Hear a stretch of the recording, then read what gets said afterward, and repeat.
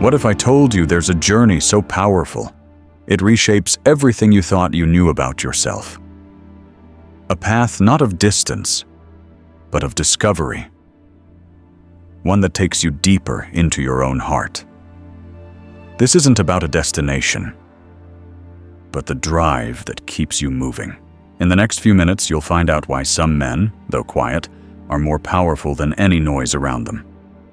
Stay with me, because what happens next might just change how you see your own story. Part 1. The undoing begins quietly. In a quiet stretch of Oklahoma plains, there's a man named Jack who wakes up every morning at 5 a.m. Not because he's disciplined, but because he can't sleep anymore. The house is too still now. Not long ago, he was building a life, wood by wood, word by word, for someone who smiled like Sunday mornings and whispered promises in the dark. And now, the echo of those promises haunts his silence. Most men think heartbreak hits like a storm, sudden, violent, out of nowhere. They think it comes from bad luck, a cruel twist of fate, a woman who simply changed her mind overnight. But the truth is quieter than that, more brutal. Most heartbreak doesn't begin with her leaving. It begins long before that. With the choices he made, the moments he stayed silent, the nights he chose comfort over confrontation, the days he bent just a little more than he should have. All in the name of love. But it wasn't love. It was fear. Fear of being alone. Fear of disappointing her. Fear of losing something that was never his to keep. Jack didn't lose her because she was cruel. He lost himself trying to keep her happy. And now, at 5 a.m., he sits at the edge of a bed that once held two, wondering when exactly he disappeared. This is the undoing that most men never see coming. Not because it's loud, but because it's quiet. It happens in small moments, the kind no one writes songs about, the kind that history doesn't pause for, because history doesn't stop to console you when you choose wrong. It doesn't care how sincere your love was. It doesn't care how much potential you had. It just watches, quietly, mercilessly, as you fade, piece by piece, until one morning you don't recognize the man in the mirror anymore. You're not broken by betrayal, not shattered by a storm. You were worn thin by a soft voice that once whispered, "I love you," while slowly pulling you away from everything that made you who you are. It never announces itself as destruction. It walks in as devotion. And if you're not awake, if your mission isn't clear, you won't see the unraveling until all that's left is the shell of the man you once could have become. Part 2. No one warns you. In the corner of a downtown Seattle cafe, a man named Elias stirs his coffee as if waiting for the past to rise from it. He's 38, divorced, still wearing the wedding band he forgot to take off 2 years ago. People pass by him every day. His mother calls to check in, his co-workers ask if he's free Friday, his buddies send football memes and whiskey invites, but none of them see the quiet war going on inside him. No one warned him. Not his mother, who always saw him as the little boy she once cradled. Not the man shouldering the weight of doubt. Not his friends, too caught up in their own escapes, women, work, distractions, to notice he was falling apart behind a smile. And society romanticized his downfall, sold him the dream that love was surrender, that devotion meant putting her first, that the more he gave, the more real it would feel. He didn't see the trade-off until it was too late, until his ambition grew dull, his routine faded, and his once unshakable clarity turned to fog. He told himself this was maturity, that sacrificing for love was noble, that giving up his passions was just part of building a future. But deep down, something always felt off. It wasn't the woman's fault. She didn't demand he disappear. She just watched as he did, and never told him to stop. There's a silence that comes before collapse, and Machiavelli understood that silence.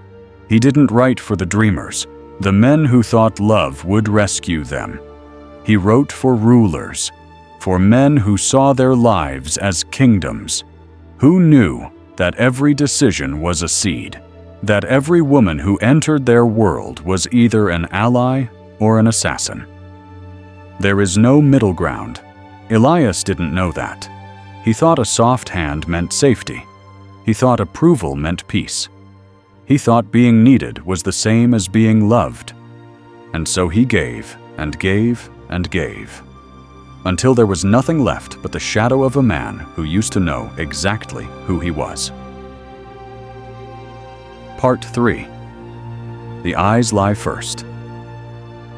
In a bar just outside of Austin, Texas, a man named Ryan once fell in love with a smile before he ever heard her speak. She walked in with the kind of grace that made the jukebox hush. Long brown hair, boots with dust from a road trip, and eyes that mirrored the sky before a storm. She laughed easy, looked straight at him like she'd known him in another life, and that's the moment he stopped paying attention. Machiavelli once said, "Men judge more by the eye than by the hand." And Ryan, he judged by the way she looked at him when he opened the door, by how she held his hand on a cold night, by how her body curled into his like she belonged there. But a wise man looks deeper. He studies the quiet moments, when no one's watching, when the masks fall, when truth sneaks in. He listens to how she talks about people who can do nothing for her. He watches how she responds when things don't go her way. He notices how she handles the word no. Ryan didn't. He mistook beauty for character, warmth for wisdom, excitement for alignment. And that's how it starts, softly. Because there are only two kinds of women you will meet in this life: those who multiply your mission, and those who drain it. Not maybe. Not she's figuring herself out. Not she's just been hurt before. She either feeds your clarity or feeds off it. She either sharpens your edge or demands that you dull it for her comfort. The truth is rarely loud. It whispers. It lingers. And if you're not steady, if your feet aren't planted in something real, you won't notice the slow erosion. Ryan didn't. He thought he found peace, but what he really found was a velvet noose. Part 4. Love's Softest Trap. In the blue light of a garage in Montana, where the air smells of grease, wood smoke, and half-finished dreams, Marcus works late into the night. He's building a motorcycle, restoring it piece by piece, because he doesn't know how else to rebuild himself. He used to be a man with fire in his chest. Now, he double-checks every word he says, every step he takes, every dream he dares whisper. She didn't scream. She didn't chain him. She smiled. She loved. And slowly she bent his world toward hers. See, the most dangerous women don't come with threats. They come with admiration. They praise your ambition, while quietly pulling you away from it. They say they love your fire, until the heat burns too bright for their control. They call it too much. They offer affection. But it comes with strings. Strings so soft you don't realize they're around your throat until you've stopped breathing for yourself. Marcus thought he found love, but what he really found was a mirror of his own unhealed hunger. Because if you haven't mastered your thirst for beauty, for softness, for validation, you will fall for the woman who reflects it back to you. And you'll call it love, even as you die beneath the weight of it. This isn't about blame. It's about clarity. Because if you don't understand yourself, you won't see when love becomes a leash. You'll confuse compromise with self-erasure. You'll call her silent tests cute. You'll call her emotional storms depth. You'll call her need for constant reassurance romance. But all the while, you're handing over your throne, your energy, your drive, your identity, for a woman who loves the way you make her feel, but fears the man you truly are. Marcus didn't see it, not until the garage became the only place left where he still felt like a man. Part 5. The real enemy wears no face. On the edge of Phoenix, Arizona, there's a man named Troy who used to wake with purpose. He was a gym owner, disciplined, sharp, woke before the sun, trained hard, worked harder, and had a plan for everything. Then he met her. At first, she admired him, his routines, his focus, his intensity. She told him it inspired her. She took photos of his schedule posted on the fridge, smiled at his protein shakes, praised the way he stuck to his rituals. And so, when she said, "Come back to bed," he did once. When she said, "Why don't we skip the gym just today?" He did twice. When she pouted because he said no to a spontaneous trip, he said yes the third time. Not because she made him, but because he didn't want to disappoint her. And that is where it began. The world didn't warn him. It taught him that saying yes to her was romance. That changing for her was love. That surrendering structure for her spontaneity was growth. But it wasn't love. It was slow decay. A gradual erosion of boundaries masked as affection. The enemy was never her. It was his blindness, his need to please, his belief that love meant softening his edges, his assumption that sacrifice always meant strength. Machiavelli didn't write to scorn women. He wrote to remind men, he who seeks to deceive will always find someone who allows himself to be deceived. And Troy, he was that man, not because she demanded his purpose, but because he offered it, offered his mornings, offered his discipline, offered his clarity, like petals at her feet, thinking it made him a better man. But the world profits off men like that. Men who lose themselves chasing softness, men who confuse surrender with soul. He didn't see he was drifting. Until one day, he looked in the mirror and didn't see a leader. He saw a man who used to matter to himself. Part 6. The collapse isn't loud. In a quiet neighborhood outside of Pittsburgh, a man named Caleb sits at the kitchen table long after the dinner plates have gone cold. Across from him, his girlfriend is crying again. "I just need reassurance," she says. And he gives it again. Not because he believes her tears, but because he no longer trusts his own boundaries. Caleb used to be fierce with his time. A former Marine, he kept routines like religion. Ran at sunrise, journaled at dusk, kept his promises to himself with military precision. But now his mornings belong to long conversations about feelings. His evenings to walking on eggshells. His fire. To dimming himself so she wouldn't feel burned. He tells himself this is love. But deep down, something in him knows. This is survival. Not hers, his. Because the wrong woman doesn't destroy you like a hurricane. She drains you like a slow leak.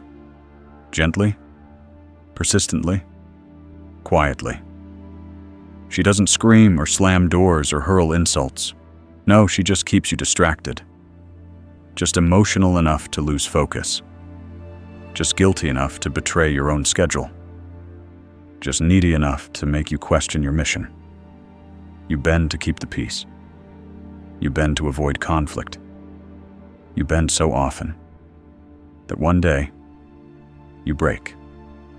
And when you finally break, when your edge is dulled, when your purpose is foggy, when the man in the mirror looks more like a shell than a soldier. She'll look at you and say, "You've changed." And here's the heartbreak. You'll believe her.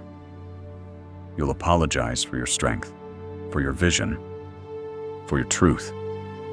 Not because she asked you to, but because somewhere along the way, you began to fear losing her more than you feared losing yourself.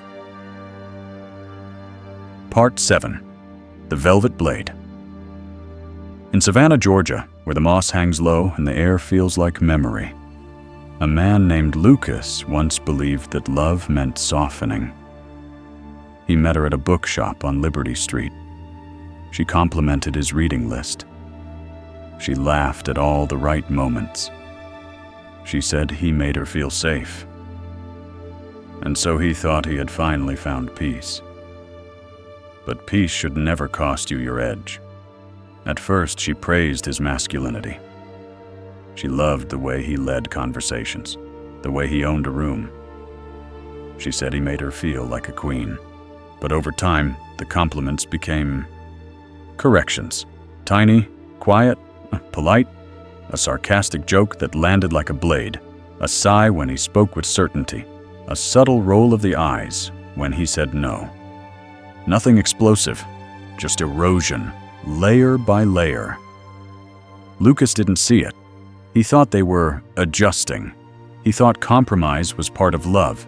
He thought softening meant growing. But it wasn't growth. It was shrinking.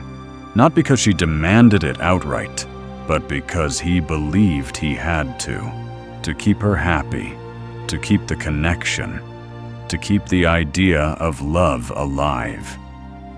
He stopped waking up early to write, stopped lifting weights because she said he looked fine already, stopped following his routines because she wanted just a little more time together. And so he gave it, one piece at a time, not realizing that in the process, he was slowly abandoning the man he used to be proud of. The truth is, the wrong woman doesn't need to yell to break you. She only needs to make you question your mission. She only needs to keep you emotionally entangled. Just enough that your time, your thoughts, your fire slowly become hers. And when you finally break, tired, foggy, unsure of who you are, she'll cry. She'll say she's confused. She'll ask, "Why can't you just reassure me one more time?" And because you're a man, a protector, a provider, you will give it to her again, and again, and again, until there is nothing left of you to give. Part 8. Chaos disguised as comfort. In a small Colorado town where the mountains kiss the rooftops, Daniel owns a cabin at the edge of a frozen lake. He built it with his own hands, logs cut, windows sealed, a place meant for peace. But these days, the silence in that cabin doesn't feel peaceful. It feels hollow, like something sacred got lost inside the walls. He didn't lose it all at once. The woman he brought into that cabin didn't storm in and demand to be queen. She arrived gently. Soft scarf. Gentle voice. The kind of woman who knows how to make you feel seen, heard, needed. And that's where men like Daniel get caught. Not by war, but by warmth. At first, she adored his structure, admired his discipline, called him steady and safe, until that same steadiness started to feel threatening to her. She began to call his clarity rigid, his boundaries controlling, his focus cold. Daniel didn't argue, he just adjusted. One compromise turned into 5, 5 into 15, until the walls of the cabin felt more like hers than his. See, a good woman is drawn to structure because it brings her safety. A destructive woman resents structure because it limits her chaos. And chaos is where she feels most powerful. She doesn't want partnership, she wants possession. A man strong enough to protect her, but soft enough to control. Never strong enough to say no. Not this time. And this is where most men fail, Daniel included. They confuse emotional intensity with emotional depth. They mistake confusion for passion. They interpret drama as love. They don't see the anchor. They only see the wings she offers, until they realize those wings were made of smoke. Part 9. When Kings Forget the Crown. In a sleepy town just outside Nashville, Tennessee, the leaves have started to fall. And so has James. Not physically. He still walks tall, still runs his hand through his salt and pepper hair like he's holding on to his youth. But inside, he knows. He is late. Late for his mission. Late for his fire. Late for the man he once swore he'd never stop becoming. There was no explosion, no betrayal with dramatic flair. Just slow mornings where he didn't get out of bed on time. Workouts missed, routines softened, conversations that circled endlessly around her feelings, her doubts, her endless storms. And now, he can't remember the last time he said no and meant it. James once built businesses. Now he builds explanations, justifications for why he no longer feels alive, why the edge he once carried in every room has dulled into polite agreement. She says he's distant. She says he's changed. And she's right. He has changed. Not because life forced him to, but because he traded his edge to keep the peace, his fire to keep her warm, his mission to keep her from walking away. And even now, with his ambition bleeding out like the last light of a Nashville dusk, she says it's his fault, that he didn't do enough, that he stopped making her feel safe, that he lost her. But what she never says, what she'll never say, is that he lost himself long before he ever lost her. And the saddest part? She didn't even have to fight him for it. He gave it all willingly, cup by cup, drop by drop, into someone who never had the capacity to hold him. Part 10. A Letter to My Son. My son, if you ever find this letter, it means I finally had the courage to be honest, not with the world, but with myself. You were too young to remember the version of me that woke up before dawn, who ran 5 miles in the rain just to remind himself he could. You grew up with the quieter version, the agreeable one, the man who said, whatever she needs, the man who traded steel for softness. I called it love. I told myself that's what good men do. We give. We adjust. We explain ourselves until there's nothing left to explain.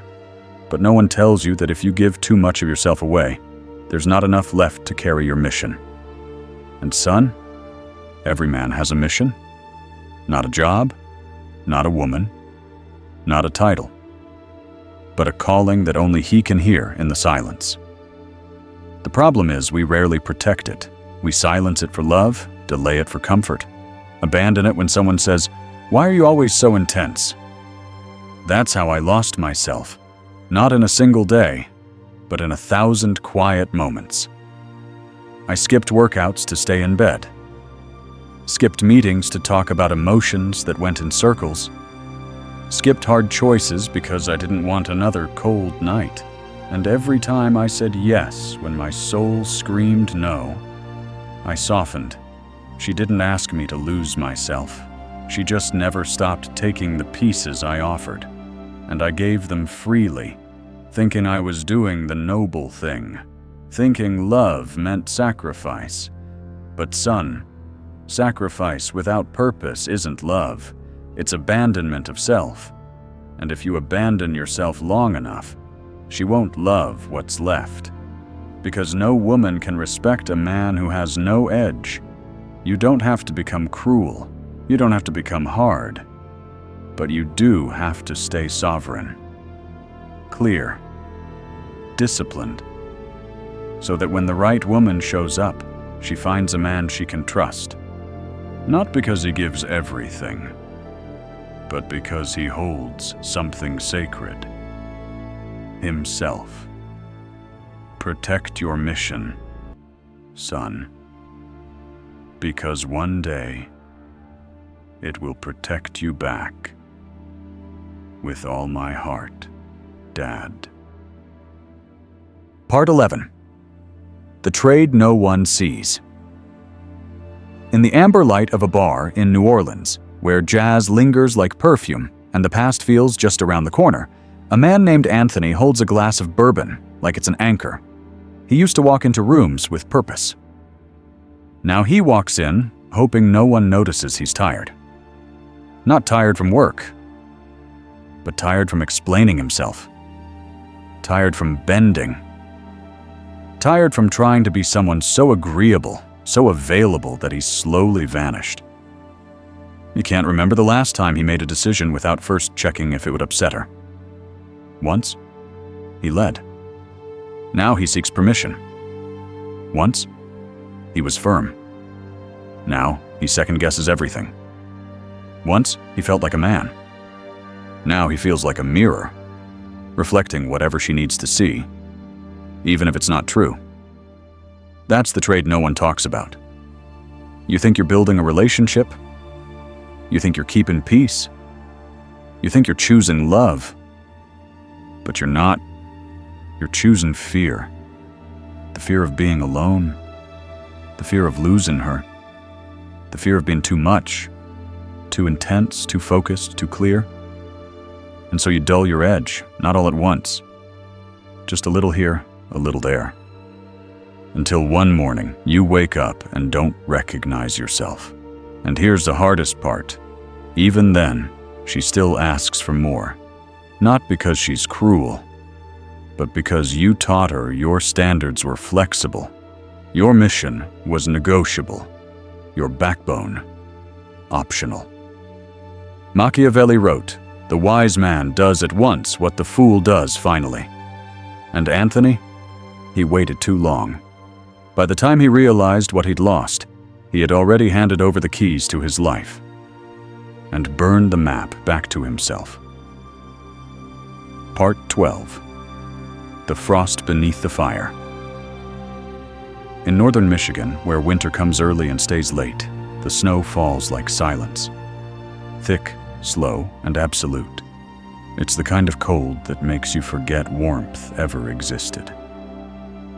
And somewhere in that frozen stillness, a man named Grant sits alone in a cabin that once echoed with laughter. The fireplace still burns, but it no longer warms him. Because some emptiness doesn't come from temperature. It comes from loss without noise. He didn't lose her to infidelity.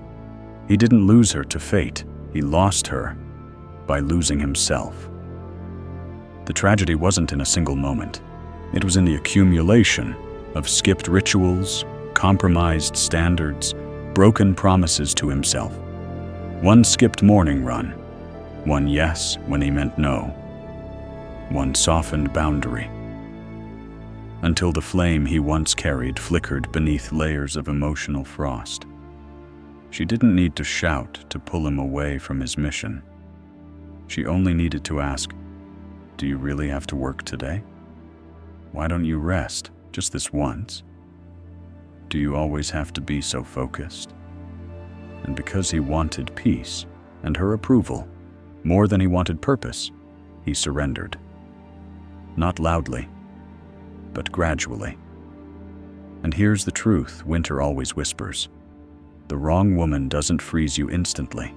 She just stops feeding the fire you've built until you're left burning wood for her comfort and wondering why you feel so cold inside. Grant looks out the window now, the snow still falling, and realizes something brutal. She never asked for his fire. She only asked that he keep it warm enough for her comfort, but never so bright that it illuminated her shadows.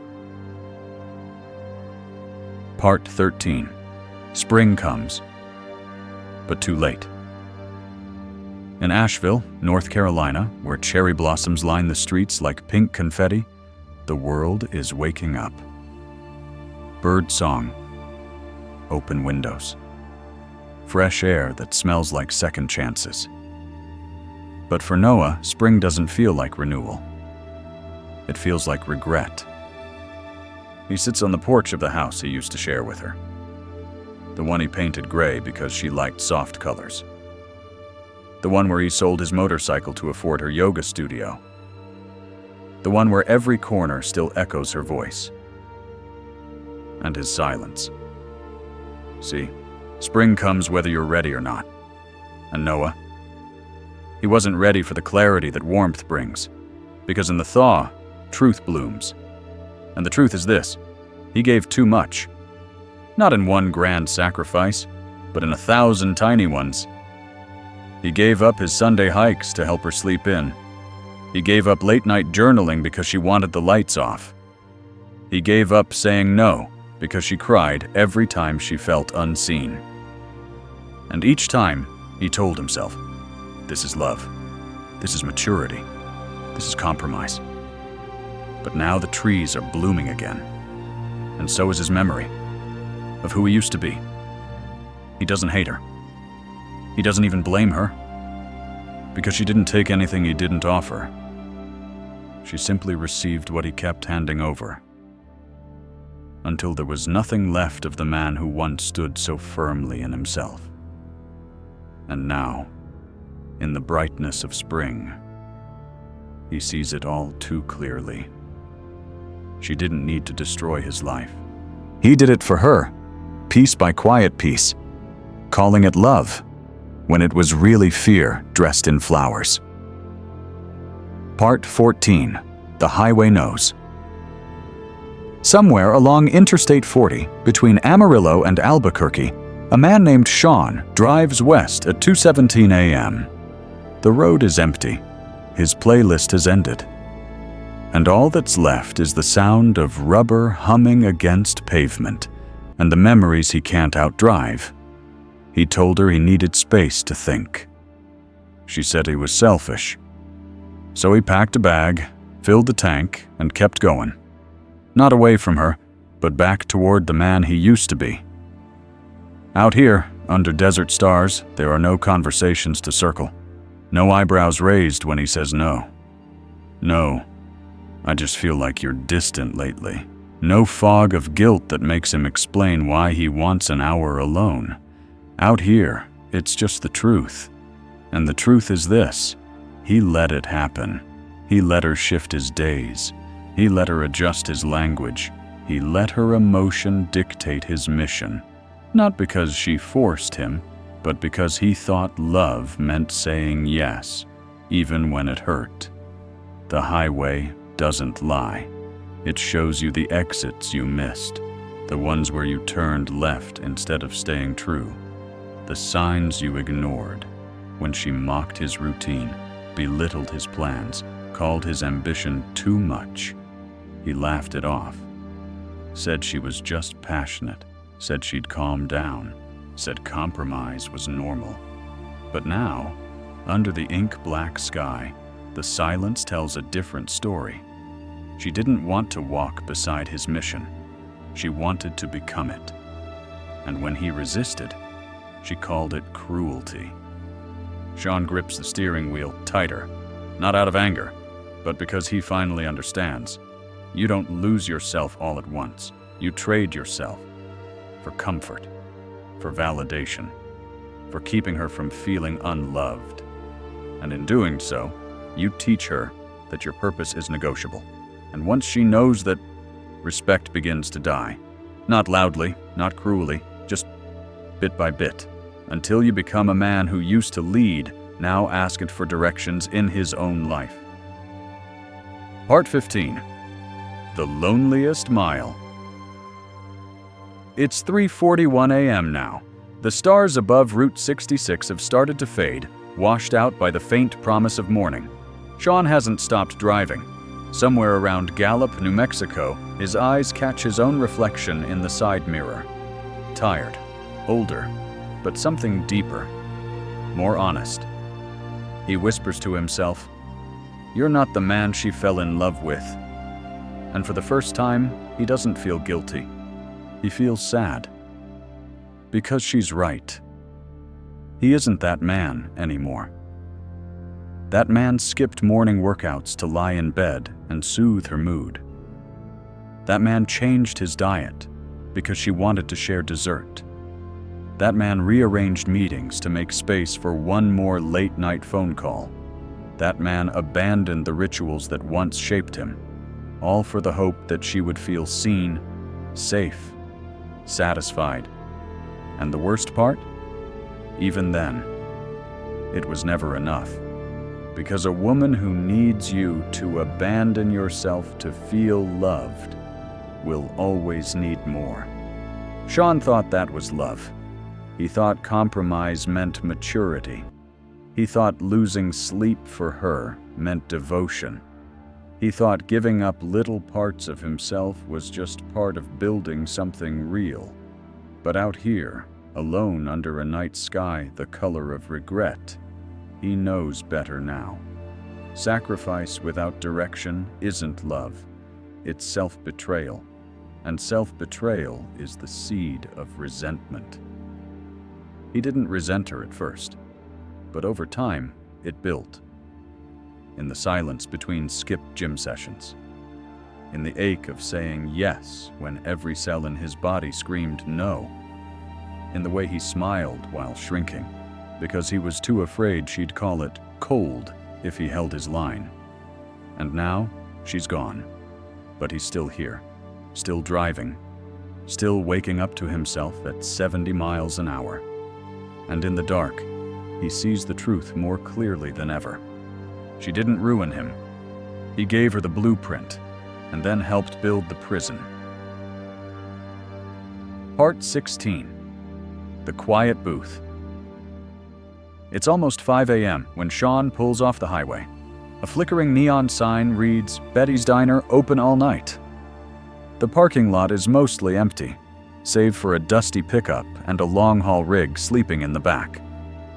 Inside, the diner smells like burnt toast, old coffee, and tired hope. A waitress in her 50s greets him with a nod. No questions, no judgment, just kindness wrapped in routine. He slides into a booth by the window. The vinyl squeaks under his weight. The coffee is bitter. The silence, almost sacred. Then, from the booth across the aisle, a voice breaks it. "You runnin' from her, or runnin' back to yourself?" Sean looks up, surprised. The man across from him is older, maybe mid-60s, worn jeans, calloused hands, a mechanic's jacket with the name Ray stitched on it. He's stirring sugar into his coffee like it's the only thing worth slowing down for. Sean doesn't answer right away. He doesn't have to. Ray nods like he already knows. "I did the same thing, you know," he says, eyes still on his cup. 30 years ago. Gave her everything. Time, fire, spine. Thought that's what love was. Sean watches him carefully. Ray chuckles, but it's the kind that hurts a little. "She left anyway.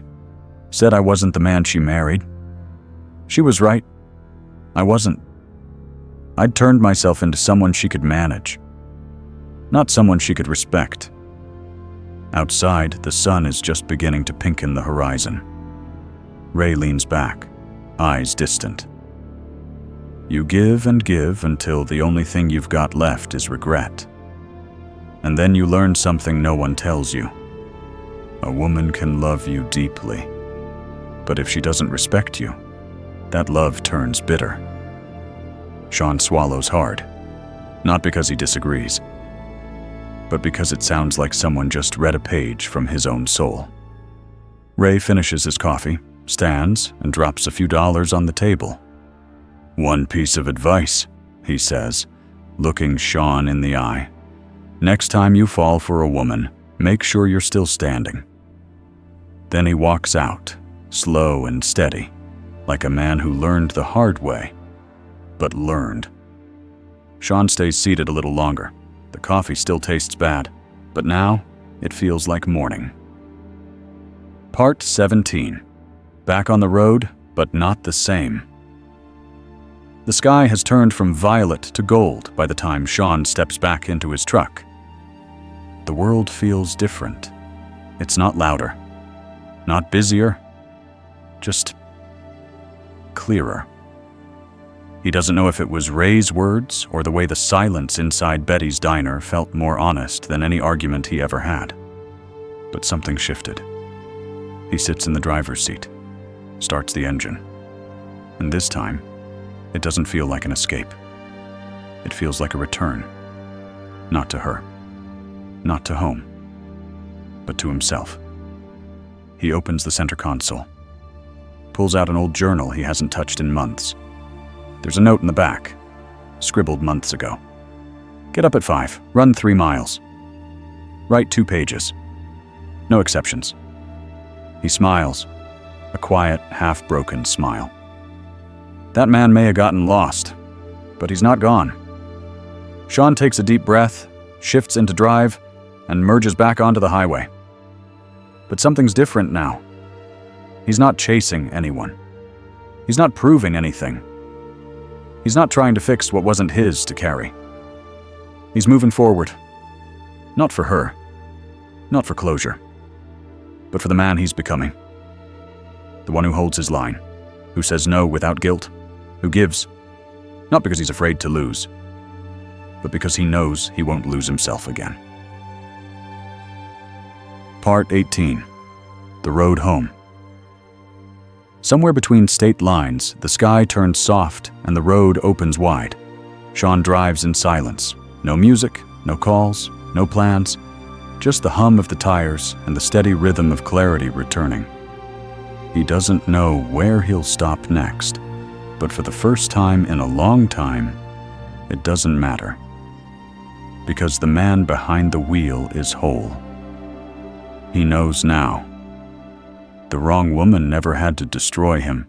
He only needed to forget his mission long enough to do it himself. But the moment he chose to remember, to realign, to return, everything changed. He doesn't need revenge. He doesn't need to be understood. He needs only one thing, to never again abandon himself.